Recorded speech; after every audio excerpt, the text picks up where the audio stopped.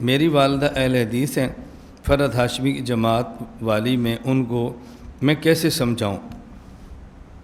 دیکھیے، ان کو سمجھانے کا طریقہ، اگر ایک کورس کسی فرد ہاشمی نے بنایا اور آپ کی والدہ نے پڑھا ہے تو آپ ہمارا کورس صراط مستقیم برائے خواتین اپنی والدہ کو دے دیں۔ اگر آپ کی والدہ مخلص ہیں، ان کے سامنے ایک کورس آیا ہے، جب اس سے اچھا کورس آئے گا تو پہلے کورس کو چھوڑ دیں گے۔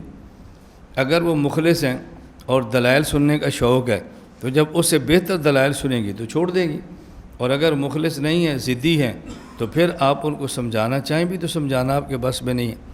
اصل یہ ہے کہ ہم اپنے کورسز پیش کریں، اپنے بیانات پیش کریں، اپنے حضرات کا کام پیش کریں، بس یہ بہت بنیادی چیزیں ہیں۔ بعضوں کے ذہن میں ممکن ہے یہ آ جائیں کہ یہ اپنے کورس کا حوالہ دیتا ہے اور علماء کے حوالے کیوں نہیں دے رہا؟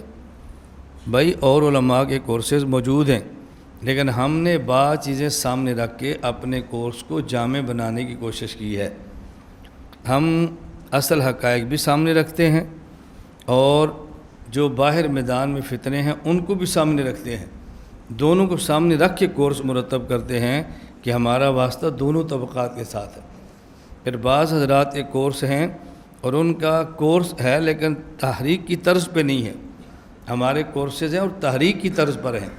جب مد مقابل کا کورس تحریکی سٹائل کا ہو تو اس کے جواب میں وہ کورس پیش کرتے ہیں جو تحریکی سٹائل اور مزاج کا ہو۔